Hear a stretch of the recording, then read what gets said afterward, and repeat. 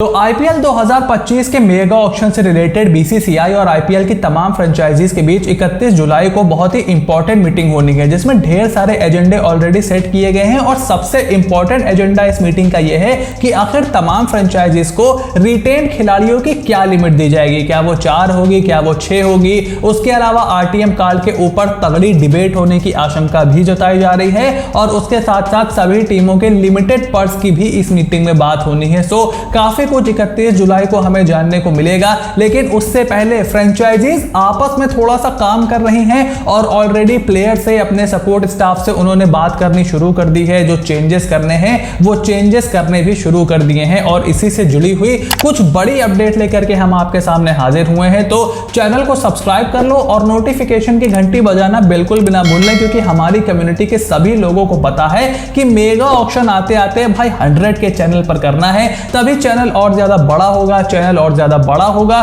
तो हम और ज्यादा गेस्ट को यहां पर इनवाइट कर पाएंगे, उससे आपको और ज्यादा चीजें जानने को मिलेगी और ज्यादा एंटरटेनमेंट होगा। तो बिना देर किए देखो, सबसे पहली और सबसे बड़ी अपडेट आपको बताते हैं दिल्ली कैपिटल से रिलेटेड, जहां पर उन्होंने ताजा अपना हेड कोच बदला है और रिकी पॉन्टिंग को उन्होंने 7 सालों के बाद अपने कोचिंग स्टाफ से बाहर कर दिया है। और रिकी पॉन्टिंग ने अब क्रिकबज़ को एक इंटरव्यू दिया है जिसमें उन्होंने दिल्ली कैपिटल से अपने रिश्ते के बारे में बात भी की है और साथ ही साथ उन्होंने कहा है कि देखो, दिल्ली कैपिटल्स के साथ उनका जो रिलेशन था वो काफी ज्यादा लंबा रहा, काफी सारी चीजें उनके साथ हुई, एक फैमिली का एनवायरनमेंट वहां बनाने की उन्होंने कोशिश की थी। ऋषभ पंत को लेकर के काफी ज्यादा उन्होंने इमोशनल बयान दिए, लेकिन उसके साथ साथ उन्होंने साफ कर दिया है कि दिल्ली कैपिटल्स के साथ उनका रिश्ता भले ही खत्म हो जाए, लेकिन आईपीएल 2025 में पूरी संभावना है कि वो हमें किसी ना किसी टीम की कोचिंग करते हुए जरूर दिखाई देंगे। रिकी पॉन्टिंग ने साफ कर दिया कि वो आईपीएल 2025 से पहले उनको कई ऑफर आए हैं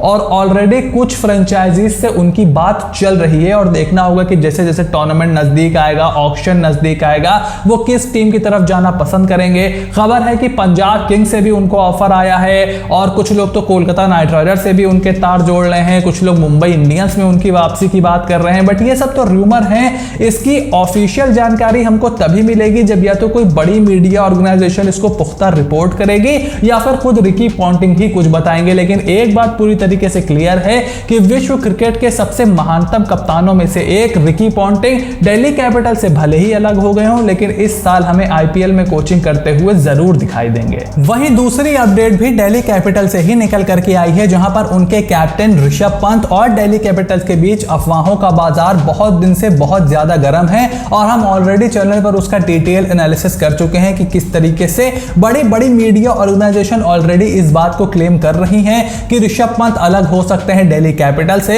लेकिन अब नई रिपोर्ट निकल करके आई है कि अभी बत्ती पूरी तरीके से बुझी नहीं है and Delhi Capitals and Rishabh Pant are still in the negotiation stage of talks, यानी कि दिल्ली कैपिटल्स की तरफ से भी बातचीत की जा रही है, ऋषभ पंत की तरफ से भी बातचीत की जा रही है कि क्या वो रुकेंगे, क्या वो रिलीज होंगे। इसको इस तरीके से आप समझ लो कि जिस तरीके से हार्दिक पांड्या और गुजरात टाइटंस की अपडेट निकल करके आई थी कि किस तरीके से दोनों के बीच में नेगोशिएशन हो रहा था, लेकिन फिर मुंबई से उनको कैप्टनसी का भी ऑफर आया and then he left Gujarat Titans. तो उसी तरीके की चीज यहां पर चल रही है, क्योंकि ऋषभ पंत के साथ आप एक ब्रांड भी एसोसिएट करते हो दिल्ली कैपिटल्स की, जो कि कुछ जीते नहीं है और जब तक आप कुछ जीतोगे नहीं तब तक आपको अपने ब्रांड बना करके रखना बहुत ज्यादा मुश्किल होगा। श्रेयस अय्यर को ऑलरेडी वो खो चुके हैं जिनके साथ एक ब्रांड बन रही थी, वो अब तो केकेआर गए, आईपीएल विनिंग कप्तान भी बन गए हैं। और अगर वो दिल्ली कैपिटल्स में अब ऋषभ पंत भी उनसे अलग हो जाते हैं तो मोस्ट लाइकली वो रोहित शर्मा जैसे प्लेयरों को टारगेट करने की सोच रहे हैं, तो वो भी दो राय में हैं दिल्ली कैपिटल्स। और ऋषभ पंत भी अभी तक पूरी तरीके से अपना मन नहीं बना पाए हैं। देखना होगा कि अलग अलग फ्रेंचाइजी से उनको क्या ऑफर आता है। और मुद्दे की बात यह है कि अभी सारी टीमें थोड़ा सा रिफ्रेन कर रही हैं कोई बड़ा डिसीजन लेने से, क्योंकि अभी पूरी तरीके से रूल्स हमारे सामने निकल करके नहीं आए हैं। क्या ट्रेड का कोई ऑप्शन मिलेगा, जो कि मेगा ऑक्शन में अक्सर नहीं मिलता है। पिछले साल एक बड़ा ट्रेड हुआ था और हमने इस चैनल पर सबसे पहले आपको समझाया था कि किस तरीके से हार्दिक पांड्या का जो एक ट्रेड हुआ था ना, उससे एक पैंडोरास बॉक्स खुल गया था। उससे क्या हुआ, हार्दिक पांड्या ने एक ट्रेंड सेट कर दिया। जो चैनल के रेगुलर व्यूअर हैं वो जानते हैं कि हमने इस चीज पर यहां पर कितना ज्यादा एम्फेसाइज किया था कि हार्दिक पांड्या का जो ट्रेड हुआ है that will take IPL into a football way, जहां पर बड़े बड़े ट्रेड होते हैं, बड़ी बड़ी चीजें होती हैं और इतना ज्यादा हल्ला गुल्ला लॉयल्टी का उसके ऊपर मचता है नहीं, because after after all this is a business, this is a franchise cricket league. तो उस तरीके से और ज्यादा ट्रेड भी हमें इस साल देखने को मिलेंगे, बड़े बड़े लोग रिलीज भी होंगे and Rishabh Pant might just follow that trend as well. और वहीं तीसरी अपडेट निकल करके आई है पंजाब किंग्स के खेमे से, जहां पर उन्होंने अपने हेड कोच ट्रेवर बेलिस से अलग होने का पूरी तरीके से मन बना लिया है। पिछले साल उन्होंने संजय बांगर को अपने सपोर्ट स्टाफ में दोबारा इंक्लूड किया था और अब ट्रेवर बेलिस की जगह वो नए हेड कोच की तलाश में है। पहले खबर आई कि वसीम जाफर उनके नए हेड कोच बन सकते हैं, लेकिन फिर ये निकल करके आया कि वसीम जाफर तो पंजाब की रणजी टीम के हेड कोच बन सकते हैं। उसको बहुत सारे लोगों ने पंजाब किंग्स के साथ कंफ्यूज कर लिया था, लेकिन ये बात पूरी तरीके से कंफर्म है कि ट्रेवर बेलिस तो अब हमें नहीं ही दिखाई देंगे पंजाब किंग्स के डगआउट में। ट्रेवर बेलिस एक टाइम पे बहुत बड़े कोच हुआ करते थे, कुछ समय सनराइजर्स हैदराबाद के भी कोच रहे, उससे पहले कोलकाता नाइट राइडर्स ने जब 2014 में आईपीएल टाइटल जीता था तो वो कोलकाता नाइट राइडर्स के हेड कोच थे। इंग्लैंड को 2019 में वर्ल्ड कप जिताने वाले कोच थे, मॉर्गन के साथ भी उन्होंने काम किया था। और आपको याद होगा पिछले साल न्यूज भी आ रहे थे कि पीबीकेएस ने मॉर्गन को अप्रोच किया था अपने सपोर्ट स्टाफ में आने के लिए, but Morgan was not ready at that time. तो क्या उस दिशा में दोबारा सोचेंगे?